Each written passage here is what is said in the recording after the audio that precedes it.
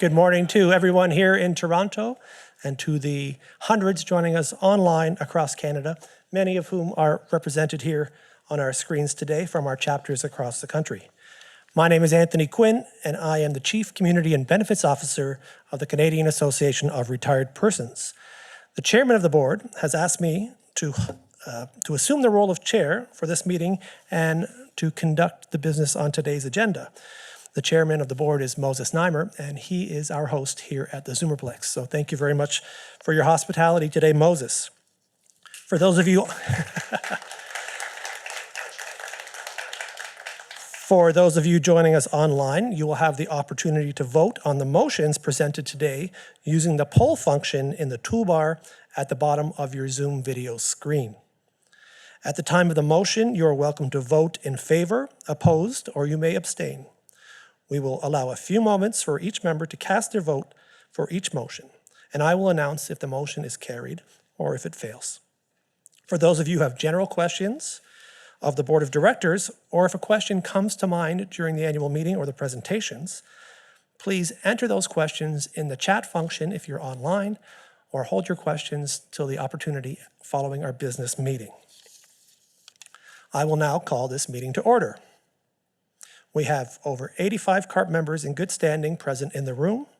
On Zoom, there are over 500 members participating and another 2,806 CARP members represented by proxy. As such, we have a quorum of the members of the corporation present, and I declare the meeting properly constituted for the transaction of business. In attendance here in Toronto, we have the Chairman of the Board, Moses Neimer. I believe he's in the back. We have Rudy Boutiniol. He is the Vice Chairman of the Board. Bill Van Gorder is the Treasurer of the Board and our representative from Atlantic Canada. Ramona Captain is Director at Large, representing Western Canada. And not with us today is Maura Cohen. She's the Secretary of the Board and daughter of the founding family of CARP, the Morgenthaus. We are also joined virtually by many of our CARP chapter volunteers from across the country, some of whom you see on screen with us today. And as I look around, I see represented Vancouver Island, Ottawa, Nova Scotia, Halifax, Newfoundland and Labrador, and many friendly and familiar faces from across the country. So thank you very much to them for joining us today virtually. We can't, it's hard to hold a national meeting for everyone, but the Zoom technology has allowed us to bring everyone together. So thank you for being here. We're going to approve the minutes from the previous AGM. I will now take a motion to approve the minutes of the annual general meeting, which took place on February 22nd, 2023. Tracy, can you stand up, please, Tracy? Daria, do you have a microphone for Tracy?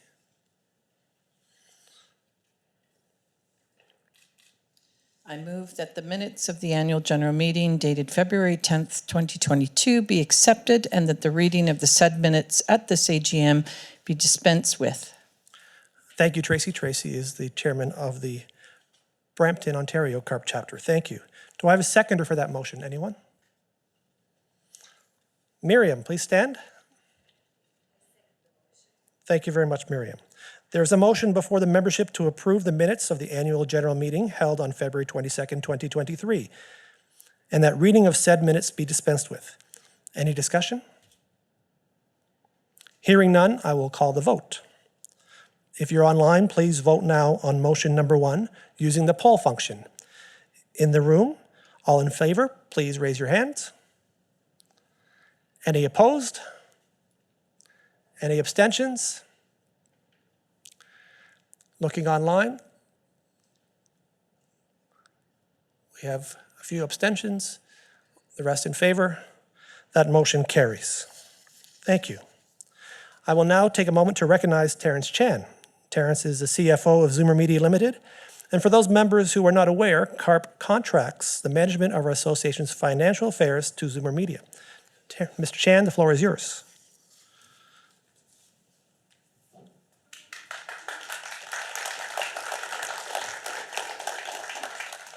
Thank you, Mr. Chair.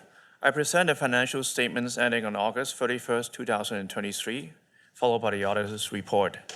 The auditors are SSM LLP, Chartered Professional Accountants, have issued an unqualified opinion on the financial statements for the fiscal year ended August 31st, 2023. This report was posted publicly to the CARP.ca website on January 15th, 2024.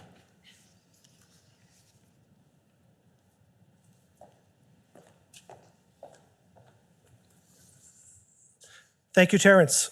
Do any members have questions or require clarification related specifically to the financial statements and the auditor's report? Terrence will be here to answer any questions later on in the meeting, but hearing no questions on that, we move on to our next item of business. I will now take a motion to appoint the auditors for this current fiscal year. Francesca, can you wait for the microphone, please?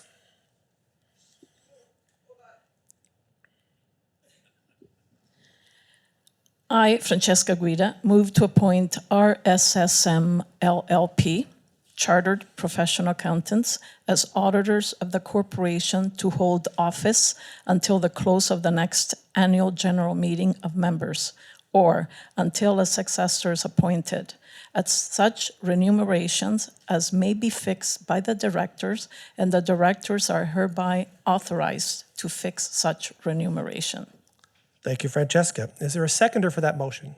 Anyone in the room? Miriam again. Thank you, Miriam. Don't be shy. There is a motion before the membership. Any discussion? Hearing none, I will now call the vote. At home, online, please vote now on motion number 2 using the poll function. In the room, all in favor, please raise your hand. Anyone opposed? Abstentions? And online, that motion carries. Thank you very much. We now move on to the election of directors. There are 2 positions required to be filled according to our bylaws. I will now take a motion to appoint the directors of our corporation. Colleen.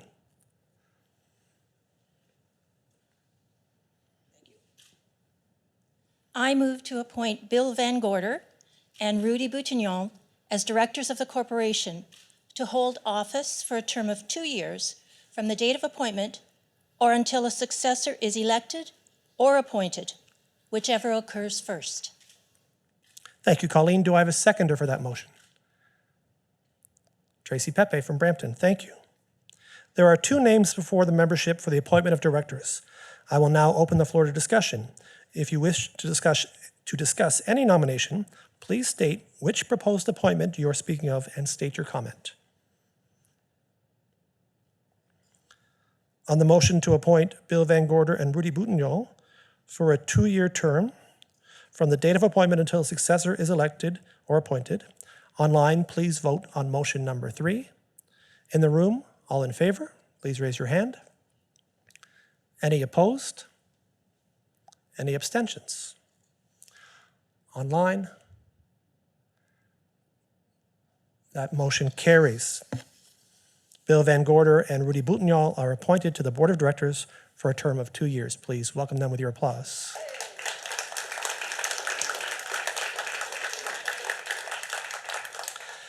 I will now take a motion to approve the acts of all the directors and officers of the corporation for this past year.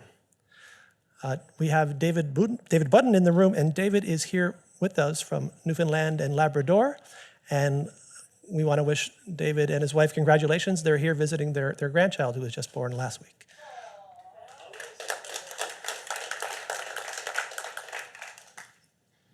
I move that the membership approve all of the actions, including bylaws, resolutions, acts, and proceedings of the directors and officers of the corporation made or taken since February 22nd, 2023, as the same are set forth and referred to in the minutes of the corporation or in the financial statements submitted to the members of the corporation on this date, are hereby approved, sanctioned, ratified, and confirmed. Thank you, David. Do I have a seconder for that motion? Yes, Dari, can I get her name there? Irene Daniel. Irene. Thank you, Irene. There is a motion before the membership. Any discussion?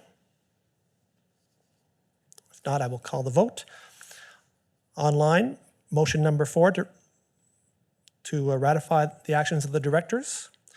In the room, all in favor, please raise your hand. Any opposed? Abstentions? And online, all in favor? That motion carries. Well, that concludes the scheduled business of the annual general meeting. I will now open the floor to any news or new business of the members of the corporations may have.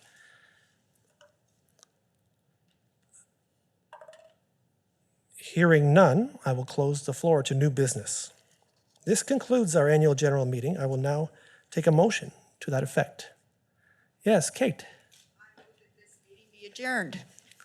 Thank you, Kate. Do I have a seconder? Who's going to second that motion for me? Yes. Your name, please? Hi, Rosanna. Thank you very much. Please vote now on motion number 5 to adjourn the meeting. Online, in the room, all in favor, please raise your hand.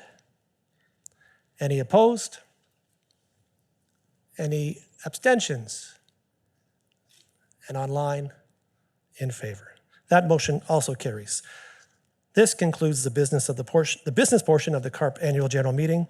Thank you all very much for your participation. And now we can get on with the show. It is my pleasure to introduce you to our guest speaker.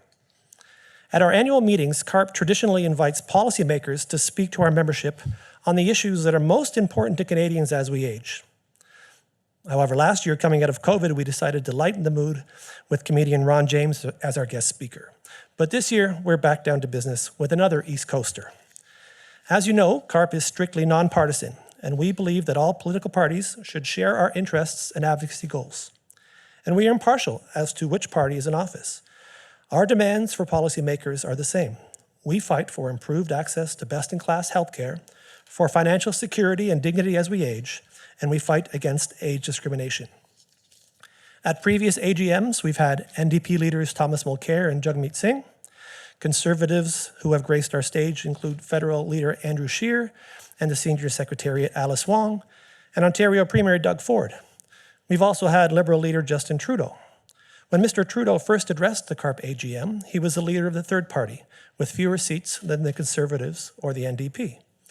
At that meeting, CARP stressed the importance to Mr. Trudeau of there being a cabinet position at the table to advocate for older adults to the many ministries that provide services to them. Mr. Trudeau took that advice to heart and did indeed establish a Minister of Seniors when he was not too long thereafter elected the Prime Minister of Canada. I'm delighted today to welcome the Honourable Seamus O'Regan, who is the 4th person to hold that role of Federal Minister for Seniors. Seamus O'Regan Jr. was first elected Member of Parliament for St. John's South Mount Pearl in 2015, subsequently re-elected in 2019 and 2021. He's currently Canada's Minister of Labour and Minister for Seniors. Mr. O'Regan has previously served as Canada's National Resources Minister, Minister of Indigenous Services, Minister of Veterans Affairs, and Associate Minister of Defence, or Defence, if I'm not talking about hockey. He was born in St. John's, Newfoundland, and raised in Goose Bay, Labrador. He studied politics at St. Francis Xavier University and University College in Dublin. He received his Master of Philosophy degree from the University of Cambridge, specializing in Indigenous participation in natural resources development. In the government of Newfoundland and Labrador, he served as Executive Assistant to the Minister of Justice and later Senior Policy Advisor to the Premier. Please join us with a hearty welcome for the Honourable Seamus O'Regan, Minister of Labour and Minister for Seniors.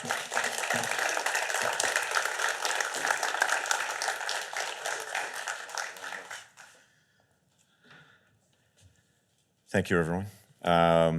Bonjour tout le monde, and thank you, Anthony, for that wonderful introduction.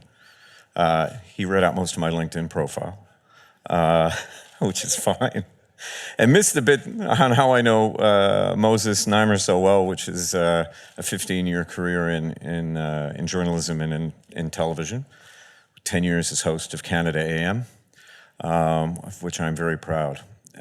So look, before I begin, I want to acknowledge too that we are gathered on the traditional territory of many nations, including the Mississaugas of the Credit, the Anishinaabe, the Chippewa, the Haudenosaunee, and the Wendat peoples. And we recognize that this territory is now home to many diverse First Nations, Inuit and Métis. I want to thank Bill, I want to thank Rudy, I want to thank Anthony, I want to thank Moses and the whole CARP team for being such strong and effective champions of seniors. Seniors deserve to age with dignity, with choice. I think that is a widely held belief right across this country, largely because of CARP. Merci à toute l'équipe de CARP d'être des champions pour les aînés. Ils méritent de vieillir dans la dignité. Ils méritent de vieillir avec respect. Le Canada défend sa grâce à CARP. Advocates make some politicians nervous because you ask for more from governments. You expect more, and that is a good thing. You don't usually create an advocacy organization if everything's fine. We didn't have a minister of seniors until a few years ago, and I don't think you create a new job unless there's work to be done. We had a lot of work to do. So thank you for pushing us. Keep it up. When we talk about seniors, we're not talking about a small minority of the population. In my home province of Newfoundland and Labrador, nearly 1/4 of people right now are seniors. Half the population in my home province are over the age of 50. That is what Canada overall will look like in just a few years. So, in Newfoundland and Labrador, we are living in the future. When I was appointed Minister for Seniors, the obligation and the opportunity to make things better was not lost on me. The scale of it can be overwhelming, but it is also deeply personal. One of the first meetings I had as Minister for Seniors was with a Mrs. Lee. She's in Scarborough, Ontario. She's in her late 80s. Her husband passed away. She's living on her own. Mrs. Lee hosted me for tea in her apartment with, her pictures on the wall, surrounded by neighbors who spoke her language, with her loved ones just a short drive away. Mrs. Lee is healthy. She's exercising regularly with care workers who check in on her daily. She does her own grocery shopping. She does her own cooking. She can join her neighbors downstairs for dinner, or she can do game night whenever she chooses. And that's the point. Mrs. Lee is aging on her own terms. She is aging with dignity. She is able to do that because of the Yi Hong Center, which is an incredible place that we invested about $1 million in through the Age Well at Home initiative. And that's a program that we created in 2021 to build up organizations and volunteer networks on the ground that are helping seniors to age at home.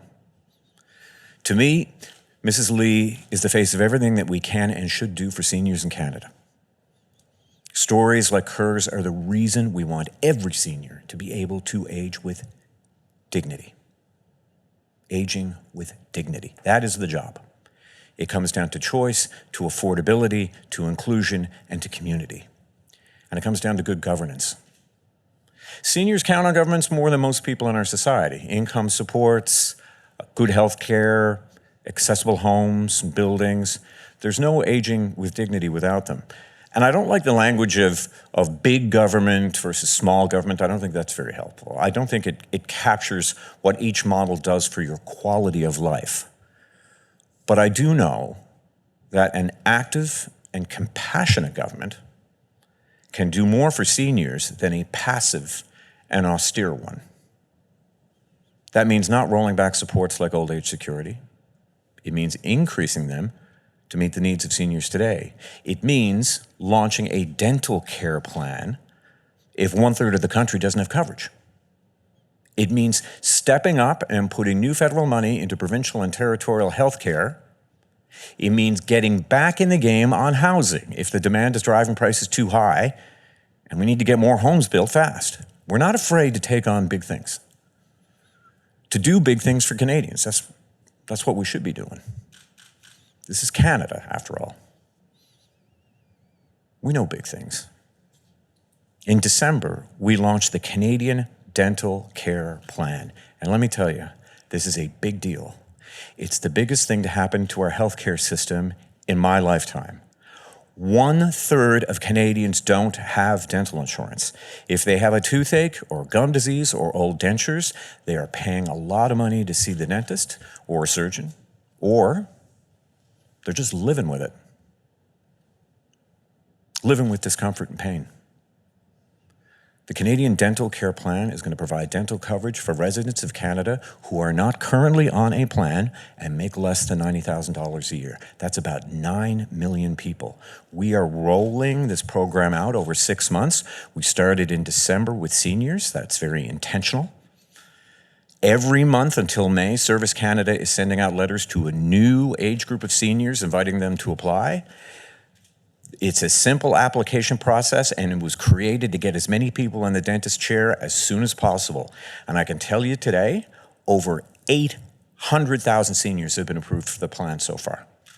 And the wait times for the call-in process with Service Canada, who takes its knocks for sure, but in this case, the wait time has been a few seconds on average.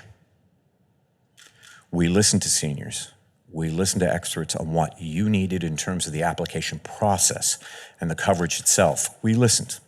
We listened to you. The things you need to be healthy, from teeth cleaning to dentures to surgery, are covered in this plan. Dental care is healthcare. It is essential healthcare, but it is also about quality of life. There's no dignity in having to choose between paying your rent and getting new dentures. There's no dignity in living with toothaches or bad dentures. So yes, we are in the early stages. The Minister of Health is meeting with provinces and territories and dental associations to get dentists enrolled to administer the plan. They're going to be able to sign up starting March 11th. I know dentists still have a lot of questions. We also need more dentists. We need more dental hygienists. No one thought this was going to be an overnight process. It is a massive undertaking. It is the largest service rollout of its kind ever by the Government of Canada. We are building a new national healthcare plan. And I have absolutely no doubt that there's going to be growing pains. But we're doing it. We're doing it. And it is something that you here at CARP have advocated for some time, and it is the right thing to do because we look after each other in Canada. We look after each other with income supports, with public health care, with national affordable child care, and now with dental care. We look after each other because one thing that has become very clear to me lately is that we are not over COVID. We are in no way over COVID. COVID is not over for most people, and it is certainly not over for anyone who experienced long-term care during those years, whether they be patients, workers, or loved ones who are helpless to do anything for their family. In 2021, we started giving provinces and territories $3 billion over 5 years to improve long-term care. There was an immediate need for support, but that funding is not a long-term fix. Right now, standards in care facilities are a void in the system. Even where standards were in place, we really didn't know if they were being complied with. So I'm working with the Health Minister on a National Safe Long-Term Care Act. The long-term care system is managed by the provinces and territories. We can't legislate or regulate how provinces and territories deliver long-term care, but we do think that there is a need for federal leadership here. What happened in the long-term care system during COVID was just about the furthest thing from dignity for patients, for workers, for our country. The proposed legislation is going to identify what the safe operation and delivery of care should look like in long-term care. It will set the standard and add another layer of accountability for long-term care, because this is about building better structures and systems and setting clear expectations. Systems built around better data and regular reporting structures are going to work better. We need to know our investments are working. That's really important here. Transparency matters.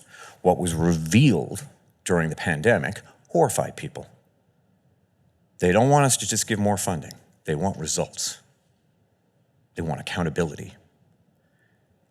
And people want to know that we all care, that we were all disturbed by what seniors and care workers experienced during COVID, that we won't just opt out of helping fix our long-term care system because it's not a federal issue, that we don't think it's okay for 9 million people to go without dental care in Canada.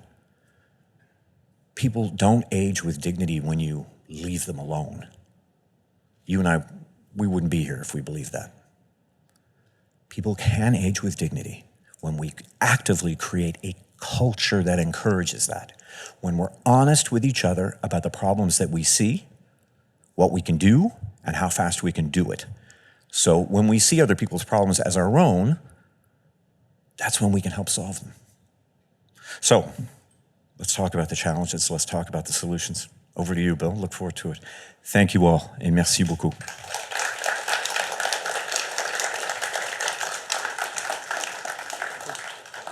Thank you. Thanks.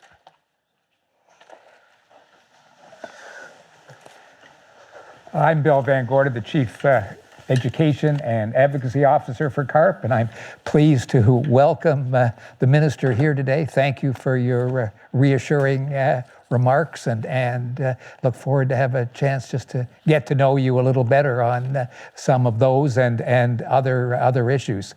So I think just interviewed me a month ago, so this is becoming a relationship. we're getting used to doing this. We are. Yeah. One of the things that we always wonder about in somebody in your position, what did it feel like coming in as Minister of Seniors, and what was top of your mind as you thought about what was ahead of you? Slightly daunting. My eyes are wide open to the big demographic challenges that confront the country. But it was actually more specific because I think we all have our own stories. And for me, my father passed away during COVID, not of COVID, but of other things. But it was complicated by the fact that, everybody was stretched. And he hadn't been well for a while, and I was looking after him and my mom. Not easy in the job that I am, but COVID kept me closer to them in Newfoundland. And while I know a lot of this isn't in federal jurisdiction and all that stuff, but you think, my gosh, we're all at some point going to go through this. Either we're aging ourselves, or our parents are aging, or our grandparents, and you want to play, as a family member, an advocate. And it's a labyrinth. It's a labyrinth. It was, my brother and sister and I are hardly wallflowers. We were strong advocates for our parents, but it was a lot of work, and it shouldn't be that much work. Just to make sure that people get the care that they need. That's what immediately crossed my mind. Okay. So, I also come originally from provincial government, so everyone's got their jurisdiction. I have to be very respectful of that. But surely to God, we can work together on a few things. We do hear, of course, and you spoke earlier about health care across the country and your plans. But as you know, we survey our members regularly, yes. And the number one issue with them these days, although they're concerned about health care, is financial security. Yeah. Will they outlive their money? What can your department and the federal government do in that area? And will you be looking at some of the concerns like having to cash in your RIFs at the age of 71, which is a long outdated example? Yeah, and that might be something we can look at. Well, no question. I mean, there were a few things that we did straight away. Making sure that old age security eligibility stayed at 65 instead of moving up to 67. We did that very early on. Right. And this year, if that had happened, there would be 1 million people this year that would not have received old age security, that do now, because we made sure that it stayed at 65. Our initial increases to GIS made sure that tens of thousands of seniors across the country were relieved of the threat of poverty. So, we're doing a number of things to make sure that affordability is top of mind, but it is top of mind. It is a big issue. We have made a commitment to another increase to GIS, and I continue to advocate for that. That is a commitment we made in the last election. And we are trying to pinpoint those who are in the most need. And we're doing that with dental as well. Yeah. So you believe that we will see an increase in the GIS before the next election? Well, I'm committed to it, for sure. Yeah, that was a promise we made, yeah. On another completely but somewhat similar issue, 95% of our members in our survey, and we know 90% of Canadians in other surveys, want to stay in their own homes. Yes. As you know, we've got some slides up here that show Moses' last word talking about that issue in Zoomer magazine. We need more support for people staying in their home. Can the federal government do something? For instance, one of CARP's recommendations has been to remove the tax on family-funded home care and to support caregivers who have to stay at home to look after. Still would be much cheaper than putting people into long-term care facilities. I agree. No, we're committed to aging in place. To people aging at home is the example I gave of Mrs. Lee, who I visited very early on in my tenure. So absolutely. And look, a lot of what we are working on right now is because of the advocacy of this organization. So we are knee deep in the moment of putting in place a dental program beginning with seniors. And I think that this is going to have a huge effect. As I said, this is news, actually. We just hit the 800,000 mark. But whatever ideas you give us, we not only consider, but in the case of dental and many others, we put into place. Well, as you know, in terms of dental care, we're still getting many, many questions for our members who, although they're signed up, don't know what services they're going to be able to receive when they talk to their dentists. Their dentists aren't able to tell them what services they're going to receive. So there's a lot of concern around when will we actually be able to have our dental care paid for, and a number of other issues, including suggestion they might have to prepay so that low-income people may have to pay the dentist first and then apply for reimbursement, which just isn't reasonable for low-income people. So issues like that need to be attended, need to be communicated soon. But it's happening. It's happening. It's happening. Yeah. And this is what it is when you're working on it. Do I have all the answers for you? No. But it's happening. This is it. This is the biggest rollout of a new national healthcare program in decades. It is not going to be a switch. And partially that's because we want it to roll out smoothly. We're taking our time with different age cohorts of seniors. Right now we're at 72 and under. By May it's going to be 65 and up, and by that time I think we will also be starting to include families with disabled children, and then it is going to move right on. And that's why in the rollout, and we've had problems before with governments rolling out new programs, we've taken our time, so that wait time is now seconds. Good news, and I know this because I used to be in news, good news doesn't generally make the news. When it takes a long time, we would have heard from you, about how long it took. Yeah. But it's taking seconds. And what will be covered is whatever dentists feel should be covered. Our whole point is to make sure that people aren't out of pocket, that they aren't reimbursed, that they don't have to pay, right? The package that you get in the mail from the private insurer is exactly as you would get if you were privately insured. So the care that you will receive will be the care that you need. And we are right now, the Minister of Health, I'm telling you, they're working nonstop, working with dentists associations right across the country on those issues, and that is happening right now. But it's happening right now because it's happening. It is happening. People have looked for this for decades. I don't know why, but when Medicare began in this country, we left out teeth and eyes. And now we're including teeth. Good, thank you. That is reassuring. And we recognize, and CARP has recognized, that this is one of, if not the largest programs the federal government has rolled out in decades. Decades. So far, so good, and there will be hiccups, but it's happening. I want to move, before we move to a few questions from our viewers, one other question that's a key issue these days, especially in the news today, is wait times. What can the federal government do to help seniors and other Canadians get the services they need sooner? Well, work with provinces to make sure that they're financially equipped to handle those services sooner. A lot of it is resources. We're signing healthcare deals with provinces right across the country. We're also, one of the things that we learned from COVID is, again, the ability to look at data and be able to gauge, how's my province doing compared to this territory, compared to that province? That's something that Canadians got quite used to during COVID. They liked being able to see, okay, how's everybody doing? And it causes, provinces and territories who have exclusive jurisdiction over healthcare, it causes them to go, okay, well, how can we up our game? We want that to almost remain a fixture for healthcare in this country. People should have there should be a greater degree of transparency. We should have, national standards that we can gauge against. And that way taxpayers know where their dollars are going. But certainly the more resources that we have, the lower the wait times. We know that.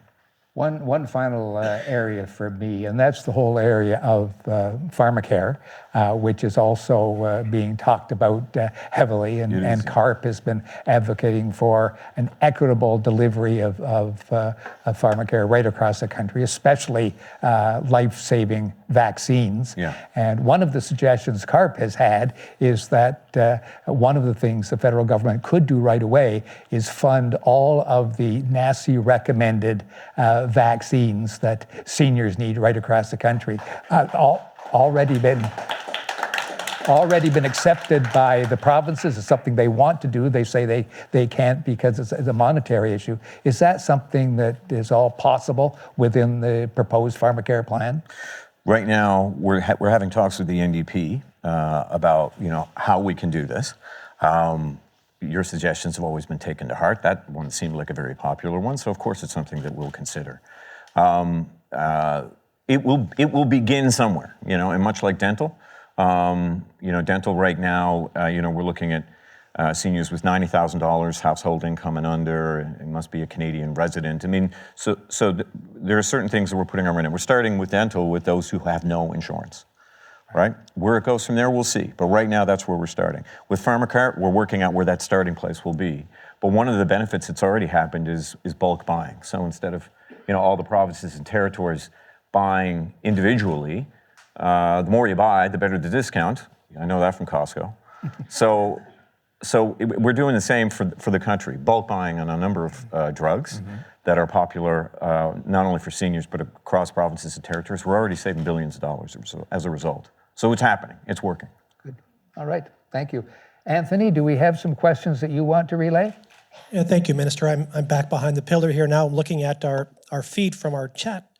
And one of the main themes coming in, particularly from Patricia and Donalda, are questions about mandatory RIF withdrawals. CARP has been advocating for years that as seniors are living longer, they need to be in charge of when they take money out of their savings.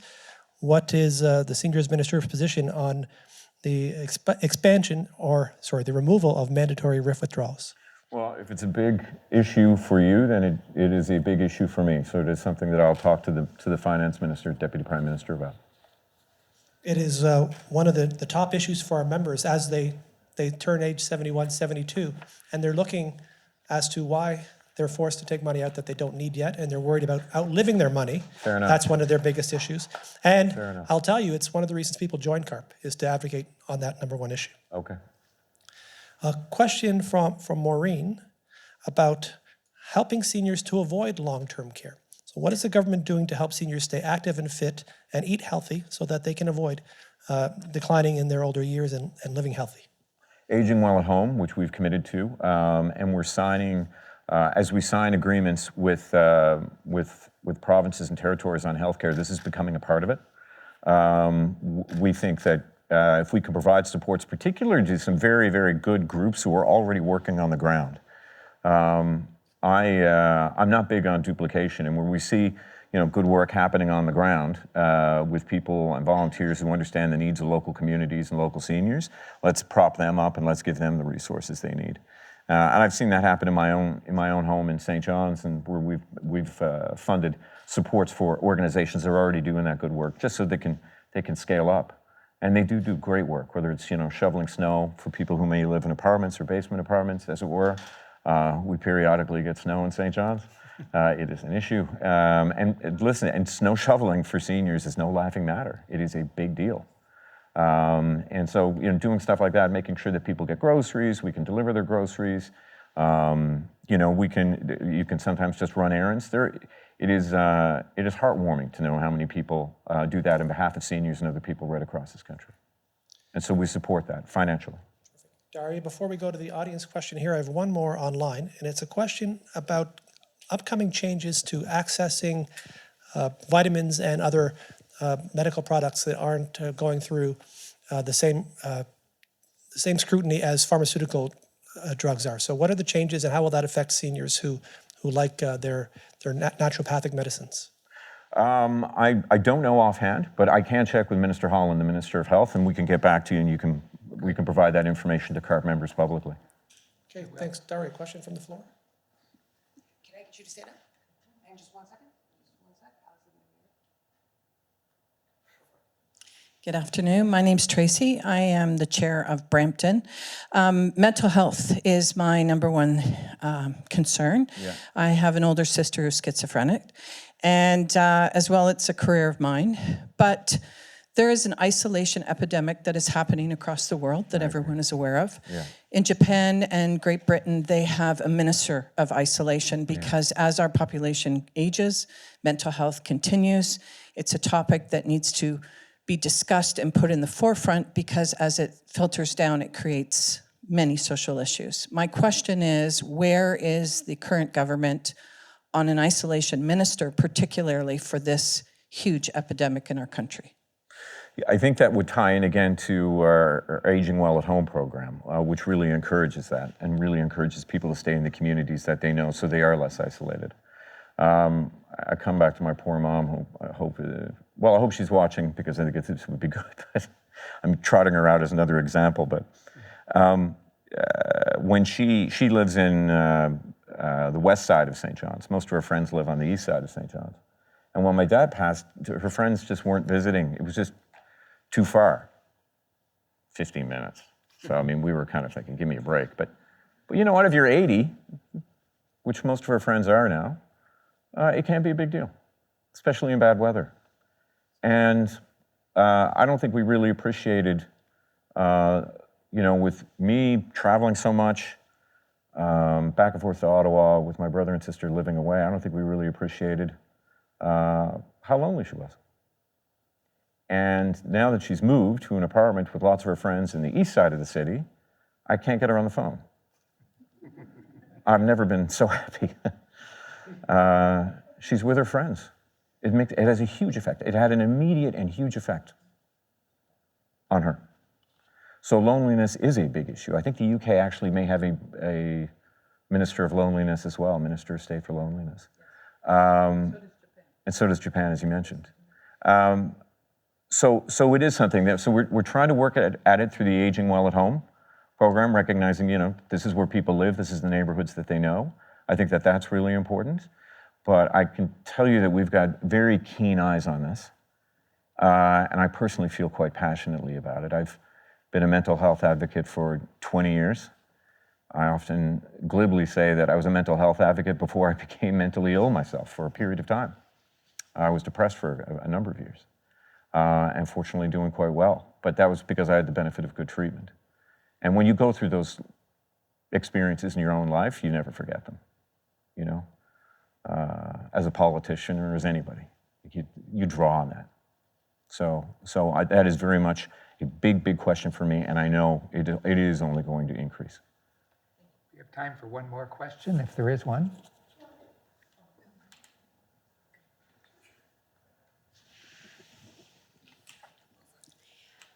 Mr. O'Regan, I would like to ask you a question different than health. It's about public transportation. Mm-hmm. The country where I came from, it's a small country. Fits about 4 times to Lake Ontario. They have public pension from 62.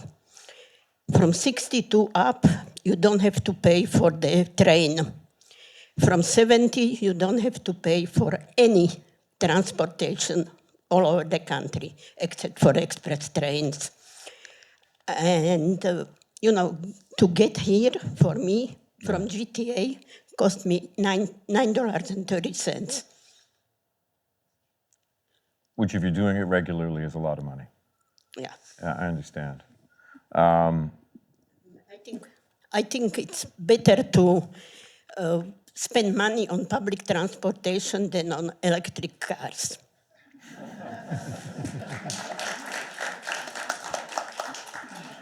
I'll meet you halfway and I'll say it'd also be good to spend money on electric buses and electric public transportation, because we did that, but anyway, that's a separate story, but an important one. What can I say? But I agree with you. I know that there are some provinces and territories, more particularly, I think, municipalities and communities that do provide supports for people in public transportation. I know the Metrobus system in St. John's does do that. And I know that CARP will continue to advocate to those municipalities that this is something that's needed. Well, Minister, thank you very much. I would point out to our audience that we also talked with you for Zoomer Magazine, and the next issue is going to answer some of the questions that we didn't get to today. And I know and can tell our members that if you have questions that you would like the minister to hear and respond to, let me know, and I will pass them on, and we'll get answers for you. He deals with me direct. I do. Yeah, two East Coasters together. Yeah, sure. Yeah, we can put an email online. Yeah, absolutely. So let's leave today with just a positive note. What kind of hope can you give to everyone during these tough times as you leave us today? Is a final thought? Yeah. Like I said, I don't think that we're over COVID. I don't think that we can really understand this kind of sense of perpetual angst that we find people feeling unless we appreciate that we are not over COVID. God love us, like we all just barrel on with our lives because we have kids and grandkids and jobs and neighbors and people to look after and people who look after us, and we just kind of barrel on. But it took a toll. It took a toll on us all. Physically, psychologically, mentally, it took a toll. But look at it this way. There is no country in the world that came out better than we did. There's just none. And I know most people don't want to hear, oh, the economy's doing better, because none of us are feeling it, so I don't. But the bottom line is there's no country that dealt with this better or had an economy that came back quicker than us. We took it seriously in this country. And it took a lot. We went through a period of time where we were afraid of one another. Think about that. We shut down whole provinces and territories and wouldn't let people travel and wouldn't let people out of their homes. You tell me that didn't have an effect. You tell me, looking at the state that some people lived in, particularly seniors in some long-term care facilities in this country during that time, and that light shone on that didn't have an effect on us. It did. But we carried on, and we came out of it better than any country in the world. So anybody who tells me that Canada's not capable of getting things done, we are, because each of us did. So that's my hope. What do we tackle next? I'm sure you guys have some ideas. I'm saying it is not impossible. We tackled the biggest pandemic to hit us in 100 years, and we did better than any country in the world. We are capable of doing a lot. That is my hope. Great. Thank you. Thank you very much. Thank you. For those of you watching at home, we'll ask you bear with us for 2 minutes. We're going to take a few photographs here with the minister, and I know he has a busy day, so thanks again for coming. We'll just take a few photographs, be right back to our agenda. Thank you. Invite Rudy and Moses and Ramona up to the stage, please, for a photograph.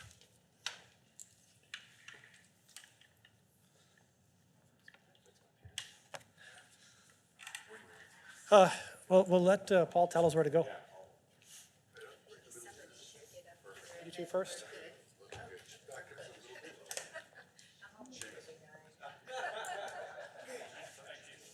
Guys, back up a touch.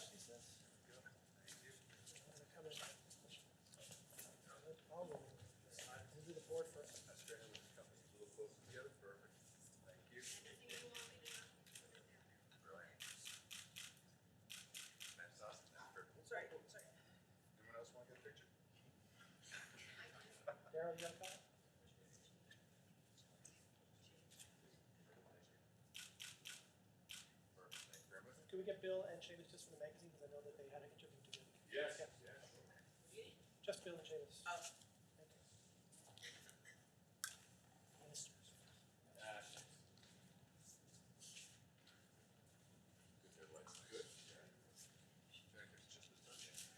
Watch your carpet.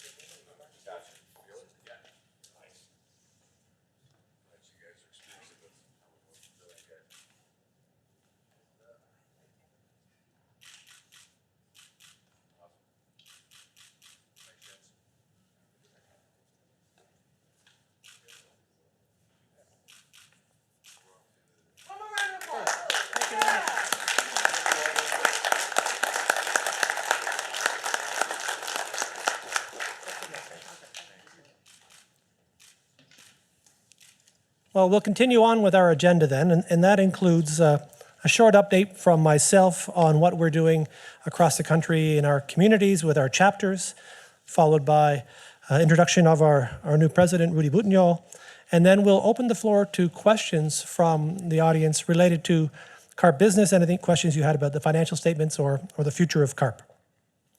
I wanted to take just 2 minutes to talk about the chapter engagement that we have experienced coming out of COVID-19.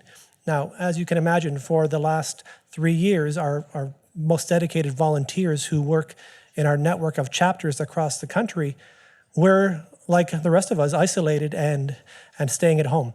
For many chapters, they did engage with online meetings and events and did their best to keep the CARP flame, the CARP flag flying online. But now the chapters are back. They're meeting together regularly. They're hosting meetings and events in communities across Canada. And I want to encourage everyone listening today and those of you in the audience to engage with your local CARP chapter and be an advocate and be a voice for CARP. And just again, to talk about those most dedicated volunteers, and I think everyone tuning into our AGM today would be amongst our most dedicated CARP members. Membership in an association, I think it entails that you believe in our mission and our goals. And we're encouraging you to tell your friends and your peers about CARP, to tell them why you're a CARP member and encourage them to join. We have several 100,000 members. If we could get every member to get 2 or 3 members, their friends, to join CARP, we would triple our membership overnight. So a message to all of our members to really understand what we're doing and share that information with your friends. Encourage them to join, because obviously we have the ear of the government, but if we had more people under CARP's membership roles, we would have Minister of Seniors here, but we also have the Minister of Finance and the Prime Minister here next year. So please encourage all of your friends to join CARP as well. And talking about the advocacy that Bill is leading across the country, chapters engage in specific advocacy that's important to their communities. I wanted to highlight what happened in Manitoba over the last several months. Going into a provincial election period, the number one issue for the chapters in that community was a seniors advocate who would be an arm's length legislated person responsible for reporting back to government on how the programs and services for seniors were working or what systemic issues were failing. And the chair of the chapter, Carmen, had a meeting with the Minister of Seniors in that province, who had no interest in hearing about a seniors minister, and it was quite highly covered in the Winnipeg Free Press that the minister had dismissed the volunteers and the representatives from CARP.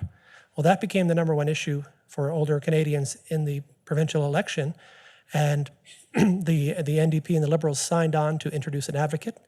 The incumbent Conservative government did not, and lo and behold, the government changed, and now they have an NDP premier who will be instituting a seniors advocate in the coming days, I believe. He promised to do it within 180 days of election. So congratulations to the local advocacy of the Winnipeg chapter, a seniors advocate. That is a priority right now for our chapter in Saskatchewan. British Columbia has just introduced their new seniors advocate, and there's a seniors advocate in New Brunswick, Bill, where they have a seniors advocate as well. Oh no, in Newfoundland and Labrador. Right. So that's just one example of what chapters are doing across the country. Another current issue, and we didn't mention it to the Minister of Seniors, but it's the Canada Pension Plan. Our Calgary chapter members were concerned about the Premier's intention or to hold a referendum on whether or not Alberta should pull out of the national CPP and start their own provincial pension plan. CARP's point of view is that pensions belong to pensioners. They don't belong to the government.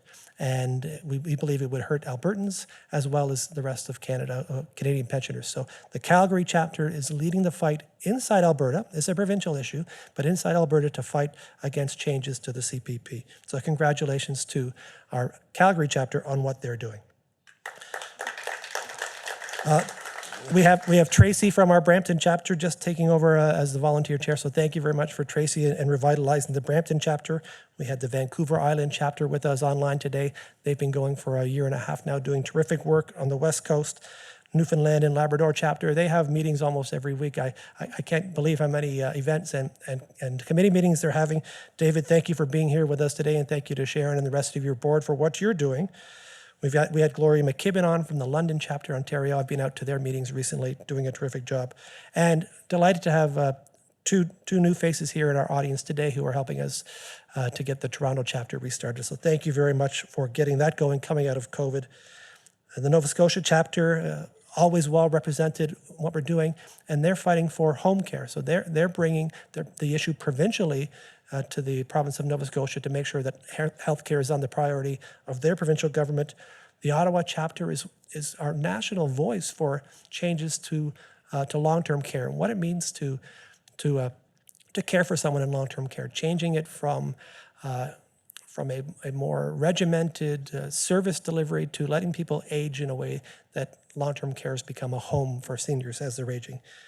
And Barrie, the Barrie, Ontario chapter is leading our housing file, advocating for changes in legislation that would allow individuals to live together in a sort of a Golden Girls model. So that's the thing the chapters are doing on the local level. They're really making a difference, and we really appreciate all the work that is happening across the country, and encourage everyone listening to engage, continue to engage, and also tell your friends about membership. So that's my update this afternoon. Thank you very much for your time. I want to introduce my most recent colleague, Rudy Boutignon. Rudy is the newish 6 months plus president of CARP, and I'm delighted to welcome him to the stage as president for the first time.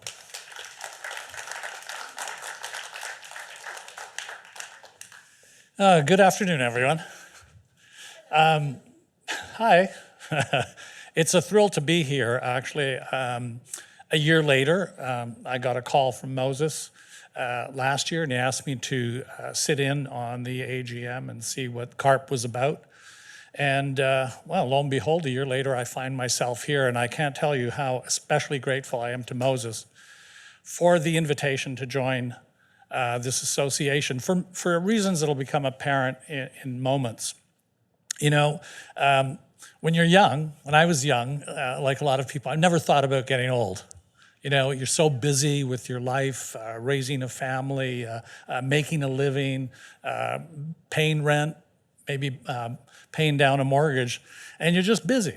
And then all of a sudden, you know, I find myself in I'm 70 plus, and I didn't change. I felt just like everyone else. And but society had a different view of what happened with the number of birthdays. Anyways, I was so busy earning a living, living a life. I never thought I'd get old, and now I thought it would take longer, you know? And I find myself facing the issues that all older adults face. And the biggest scourge is ageism. It's not how I feel. It's how society has somehow changed its attitude because of the number of my birthdays. So let me tell you a little bit about how I came here today. I had a 47-year career in film and television. The first 18 years was as an independent documentary filmmaker when the independent industry was just beginning. And I had great adventures, mostly in the last years covering the American and Soviet space programs, and got to work and become friends with one of the Apollo astronauts, one of the privileges of being a documentary filmmaker. And then I was recruited by TV Ontario as a commissioning editor to introduce the commissioning of independent documentary, the models to TVO, and eventually worked my way up to creative head of network program. One of my favorite jobs was executive producer of Saturday Night at the Movies, if you remember that.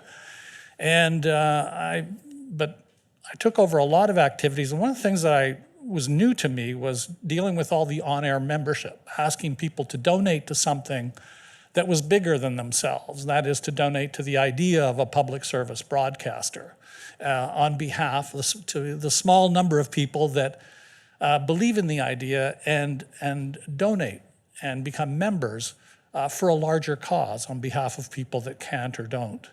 And that led me to Vancouver, where I became the president and CEO of the public broadcaster there. And that was totally, or mostly funded by donations. And so I had a 17-year run there. After 13 years at TVO, 17 years at Knowledge Network. And there I really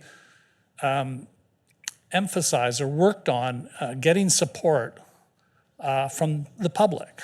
You know, everyone can watch the service for free and benefit from it, but there's always that small core of people, around 2-3%, that actually think it's an idea worthy of supporting. And so they give on behalf of the entire public, and that way make the whole environment better. And so when Moses gave me a call and asked me about CARP, I liked the idea because it resonated with the same kind of audience that public service television has. That CARP, there is a small percentage of Canadians that join to support the advocacy and education initiatives to better the life of older adults on behalf of everyone. Anyways, after 17 years at Knowledge Network, I was having the time of my life. I was at the height of my powers, my creative powers. We were raising records amount of money. We started an endowment fund that grew to $25 million. We competed with the national public broadcaster in prime time for the same audiences on a minuscule budget. I was having a great time at the height of my powers, and forgive this little bit of immodesty, such success that I was made a member of the Order of Canada, something I'm very proud of as an immigrant to this country. So I was having a great time, but my board got nervous once the clock on my odometer turned to 70 and started talking about succession and wanting to replace me. And why? You know, because I'm still healthy. I still play hockey twice a week when I'm home in Vancouver. I'm having a great time, but they looked at you as a 70-year-old, you become a pain in the butt to insure, and they're all nervous. They're all talking about succession, only because I've turned a certain age. And so I was, forced out at about 71. And after a really busy, engaged life, nothing. Quiet, other than my friends and my family, but that network that I'd built about my community in film and television just went totally quiet. I thought I'd have an easy time finding another job because of my track record, my passion.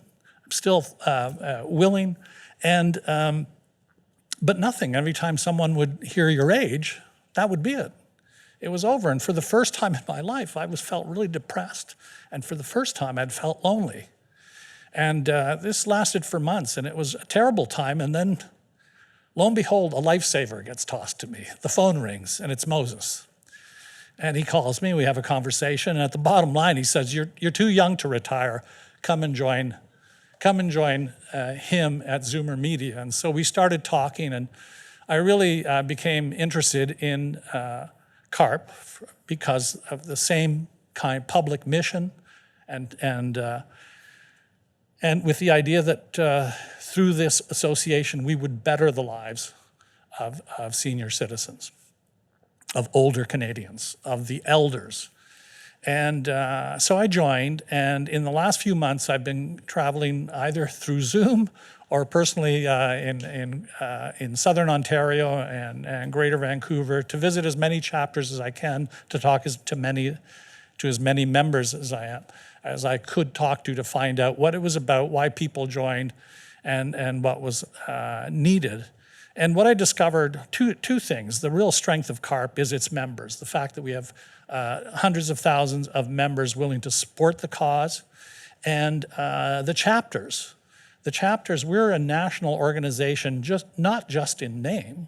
We're actually located from coast to coast and places in between. We have people, volunteers, dedicated volunteers in different parts of Canada advocating for our issues. And so when we speak about national issues, we know that we're speaking on behalf of Canadians from coast to coast, from all Canadians. And so the strength of the organization is in the chapters because they give us authority to speak on behalf of all Canadians.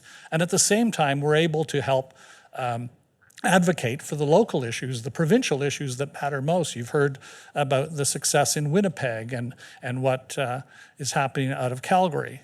So that was the strength. And the other unique quality about CARP is its relationship with Zoomer. Lots of nonprofit associations have to spend half their time raising money for their operations. Because of our relationship with Zoomer, we're able to fund operations with chapters and fund the national office. And that's because of our benefit partners. And the other thing that we have that other associations would dream of having is we have access to the Zoomer media platforms. And that's their television, radio, print, and online. We're able to amplify our advocacy issue. So that's the strength. But the pandemic did a number on everyone. It was specifically or particularly horrific for older Canadians, for older people. And it also had an effect on our organization, and it exposed some of our weaknesses. So going forward, we're going to rebuild the staffing model here at the national headquarters to better support the chapter operations.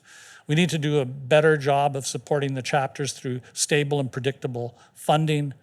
We need to do a better job of communicating by relaunching our national newsletter 6 times a year, where the chapters can communicate to each other as well as to the members and between and exchange information with national. We need to hear more and engage more with the chapters through the launch of a President's Council, where we'll have a quarterly meeting with all the chapter leaderships, with the first one starting in March, to understand what those issues are on the ground and to respond to them. And we'll do a better job of communicating the important advocacy work that we're doing on behalf of all Canadians. We do some really great work. We need to make sure that it gets out to more and more decision makers beyond Ottawa and Toronto and to other points. So we have a lot of work to do, and I'm looking forward to the challenge. It's a big challenge, but I've got a great staff with Bill and Anthony, Ramona from BC, and a great team that we're going to expand. So I'm looking forward to the year ahead. We're starting our strategic planning process tomorrow. We'll have news to announce by the late April, and I look forward to sharing it with you. So thank you. And since this is an annual general meeting, it's tradition to have the chair of the Canadian Association of Retired Persons share their remarks. So would you please join me in welcoming the chair of the board? Bad news. He had to run for a photo shoot. I'm here. A photo shoot with the Minister of Seniors. So he'll be back in a few minutes to answer some questions, but he had to step for the He'll be back photograph. in a few Yes. minutes. Okay, so he'll be back in a few minutes. So shall we just pause, or? We're going to take some questions. Okay, I'll take the questions. So anyways, for that formal part of my speech, thank you very much. All right. I'm going to get you the handheld mic. All right. So everyone listening online, please enter any questions you have for the Board of Directors, the CFO, for senior management. Happy to take questions now. And the first question that was coming in, perhaps Terrence could join up here as well. Concerns about the CARP deficit and the decline in revenue. Can someone answer a question about declining revenue and deficit? Or take that way.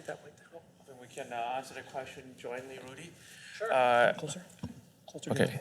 As we know, Last year was the first year coming out of the pandemic, so it has taken a toll on our organization, which is why we're seeing a drop in the membership revenue and also the educational grants. But we are stepping our efforts to and coming up with new initiatives to grow our top line this year. And I think Rudy will talk about some of the strategy which you're formulating. Yeah, essentially the biggest challenge facing us is to renew the membership.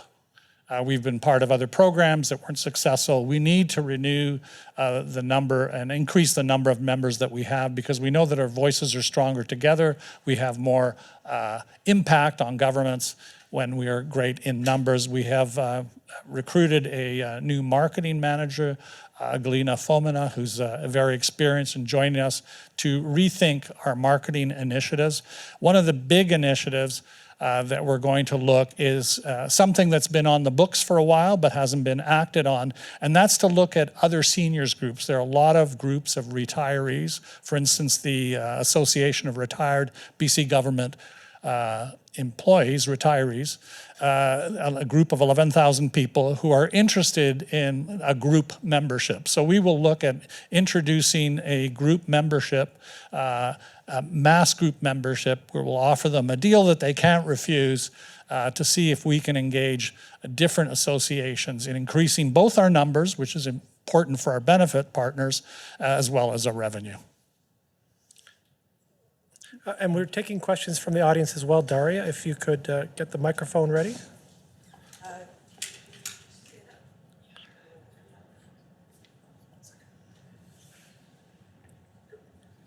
Thank you. So Brampton's goal is to increase membership, as well as community activism, as well as engagement, dealing again as the isolation. So we did something yesterday. It was very successful. And one thing that came up to me is, if we are on the same agenda of increasing memberships to increase our base, why wouldn't National want to work with each of the chapters to possibly do two things? Give insight on membership drive, because we are doing something really successful with one of the unions, as well as local museum. We're bringing tons of new ideas to the table. And so if you sit with other chapter leaders, we can share what is successful, what's not, time is effective that way. And then second point, if you're doing marketing material, there's specific marketing material I know my team needs, and we've gotten back feedback. And if we do a global buy or a national buy, it reduces costs, but then it also helps to benefit other chapters where maybe they only need 50 pieces or something, because maybe a larger chapter has purchased 2,000 pieces. Well, first of all, we're absolutely open to working with the chapters and getting more feedback. That's why I'm launching a President's Council, so that once a quarter we can have a formal process for exchanging information. That's at the big picture level, to let people know what we're doing.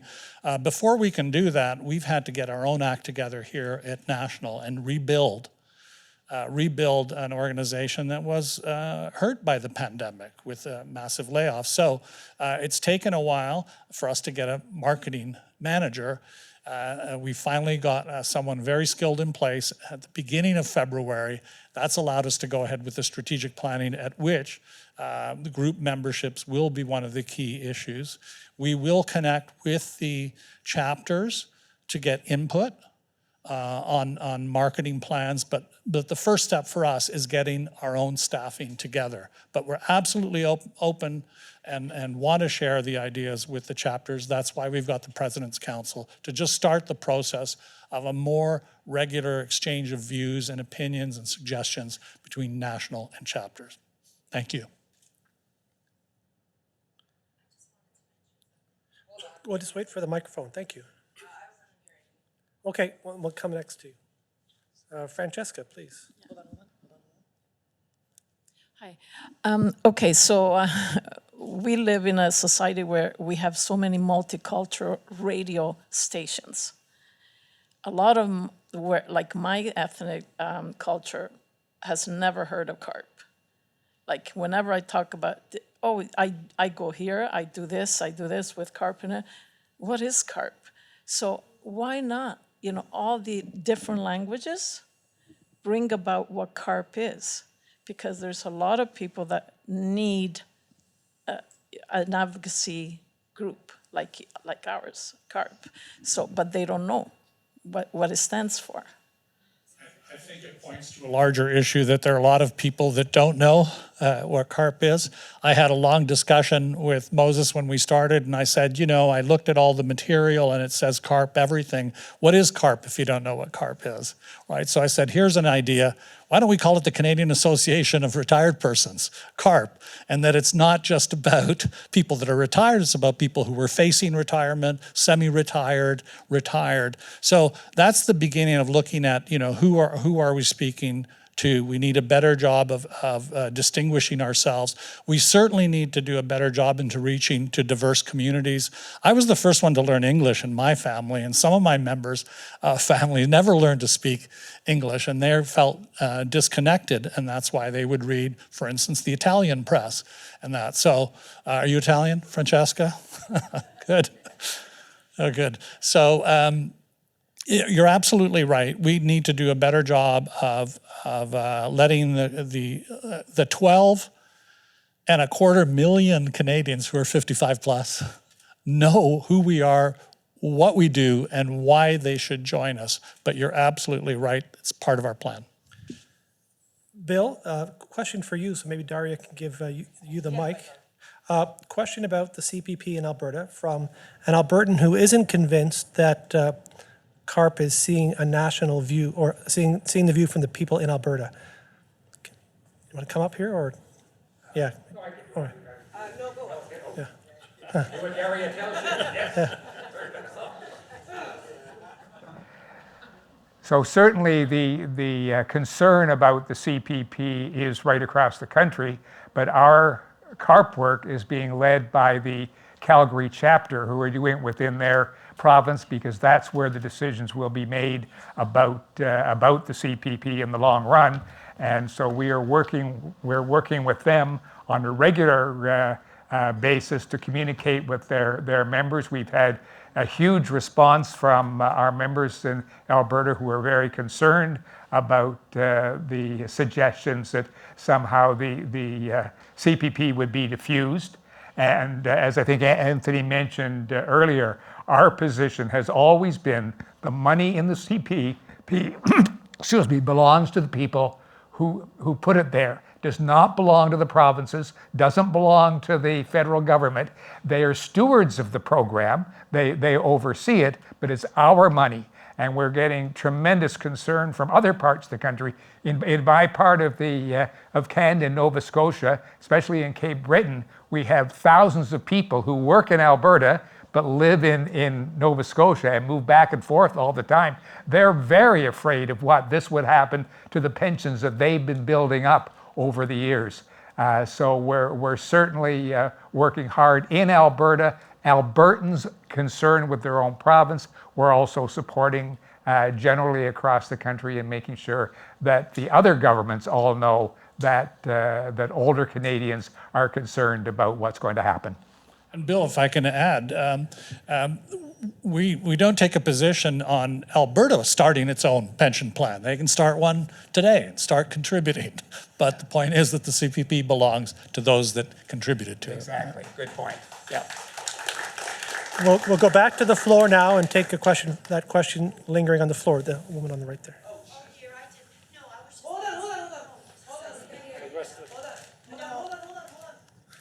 Hello. Hi. No, I was just going to mention that I opened up Facebook as you were talking about just advertising about CARP, how so many people don't know what CARP is. I told my ex-husband I'm going to this CARP. He goes, what is that, a fish? Like, it's just, people don't know. But anyway, so I opened up Facebook and I just typed in retiree, and there's so many retiree groups. I belong to one in Etobicoke and Halton and Ajax, everywhere. A lot of them are not aware as well, right? So it's just about advertising and word of mouth, I think. Because most people, the people I spoke to that have CARP, are always talking about, hey, you can get a free cell phone. and you can get free this, you can get that. But yeah, I'm so glad. This is my first time I came to this meeting, and I'm so glad because it's a lot more than just that. Yeah, and I learned that today. Yeah, it's my thinking of the organization is join the community and discover the benefits. In other words, you join the community because it's people working in common cause to make life better for us, and we have to do a better job of letting Canadians from coast to coast know who we are. And you know, there's a lot of work that we can do, but there's also work that you can do as members, you know, to really proselytize the message and to let your neighbors know, your friends know that there's this association that they might want to consider joining. And by the way, it's inexpensive enough that by the time you use a benefit or two, it's paid for itself. But we do have to do a better job, absolutely. Just like CAA. Great. Well, maybe I'll take that that introduction to alert everyone. It was announced last year at our annual meeting that CAA Insurance is the national recommended partner for home, auto, life, travel, and pet insurance. We launched nationally in May. CARP members have been reporting tremendous savings when they call to compare. And until the end of March, anyone who calls to get a quote will get their CARP membership and Zoomer magazine for free. So just for calling and comparing your rates currently, you'll get a free CARP membership. So CAA has been a terrific partner as we're rolling out this. Look for a message from CARP Chairman Moses Neimer if you're a CAA member in the upcoming CAA magazine. And we're really developing a great, I think, symbiotic relationship between CARP and CAA. They're a massive, well-trusted, not-for-profit organization, as are we. We're not as big as CAA, but we hope to be. Tracy, yeah. Hold on. I know, sweetie. I just want to comment. One of my members wanted to share with you, she saved $650 on her insurance through CAA and CARP. Yeah, I'll say that's not an unusual testimony. We've been getting literally hundreds of people telling us that they save so much money switching. Can't promise that everyone will have the same results, but it's worth the call to get a free CARP membership and magazine. Question from David, all the way from Newfoundland and Labrador. St. John's, as it were, the Avalon Peninsula, row 4. Since we're on the CAA thing, can somebody on the DIAS please tell me why CAA cannot offer their insurance benefits in Newfoundland and Labrador? I've asked questions of Anthony and of Rudy previously. I haven't gotten an answer. We want to work with you. If there's something we can do in our area to take this a step further, we're happy to help. But right now, none of our members can get insurance benefits from CAA. Well, if you're looking at me, the answer that I gave you, David, I'll share with everyone else, is it's just not currently part of CAA's business plan. They operate in groups. There's CAA Atlantic, there's CAA Ontario and Manitoba that are together. They are a collection of clubhouses with an overarching insurance proposition. In provinces across the country, there are different regulations and there are different collections of potential customers. They have not moved into the province of Newfoundland and Labrador with their products yet. They have certainly heard your voice and those of the CARP members. It's with them.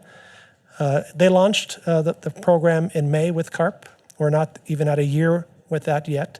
So hopefully we'll hear more from them on that subject. But as of now, they're just not operating in that province. Perhaps to your... Yeah.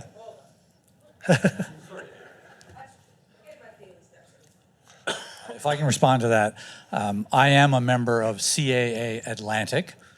They have an office in St. John's, but they cannot offer insurance. They can only take auto membership, you know? So, you know, I'm part of CAA Atlantic. They have an Atlantic presence, but it's not in Newfoundland and Labrador. Right, and that's strictly due to the decisions of the folks running the insurance side of their operation. But like I said, we've made it clear that as a national organization, we'd like them to be offering all of our members their services. Yes, sorry, Ramona Captain. Ramona is our Western Canadian advocacy. What's your Ramona? Tell us your title, please. BC Advocacy and Communications Chief Officer, I guess. I just want to address that in British Columbia, we do have CAAA, and I got home insurance that was a lot better than what I was already getting. And the reason we don't have car insurance there is simply because the British Columbia government introduced ICBC, which everybody has to subscribe to when they drive an automobile. So you can buy extra insurance if you want to, but generally it's not necessary. And so CAA cannot provide the automobile insurance, but it's very active in the province for everything else. And it's really wonderful for our members that they are getting all the benefits that it's BCAA, but of course it's the same as CAA. And one other thing, too, that's really quite amazing is I was a journalist back in the day, and I worked for Canadian Motorist magazine, which is part of CAAA. So there you go. We've come full circle. Thank you. Thanks, Ramona. While we're talking benefits, I did want to just add to the list of newer benefits is our partnership with Rogers, Rogers Wireless, Rogers Mobile Phones. Previously, we labeled the product Zoomer Wireless, and Zoomer Wireless provided 3G service, which, as many of you will know, is now old technology and is not available for use in the United States. So we're winding down the Zoomer Wireless program as we're ramping up a new connection with Rogers providing 5G. So please visit the CARP website, check out what's available with our Rogers powered by Zoomer, CARP recommended mobile phones.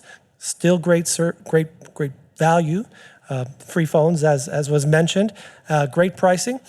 What we've done is we found the equivalent of what a corporate discount would be. So for example, an IBM employee would get a corporate discount on a mobile phone with someone like Rogers.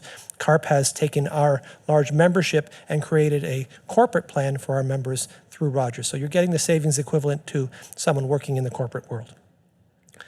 Question for Rudy.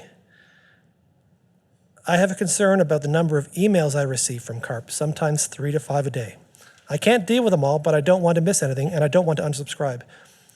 Can you answer that question? What should I do? She doesn't want to miss any, but she doesn't want to unsubscribe, but she's getting too 3 to many. 5 a day, yeah.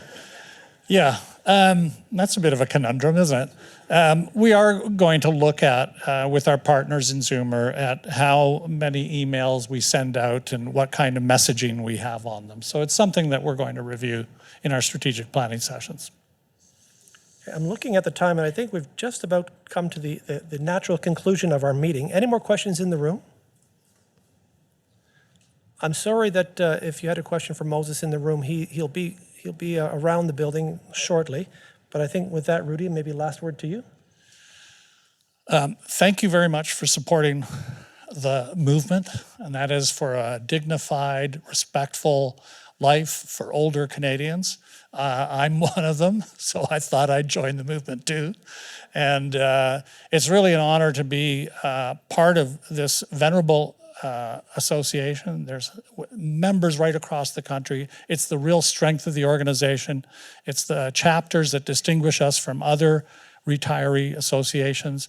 I've got a great staff that we're going to need to support, and that we are dedicated to renewing and growing our membership, and that can be done with your help as well. Talk to your neighbors, talk to your friends, tell them why you've become a member of CARP. So we've got a challenging year ahead, and we're looking forward to it. And thank you very much for coming today and being part of the annual general meeting. Thank you. And thank you to everyone online. We'll go through the questions that were posed to the seniors minister, and we will also respond to any questions that came through in the chat function directly to you. So thanks again to everyone, and thank you for your time today. Can I get a photo of you guys? All right.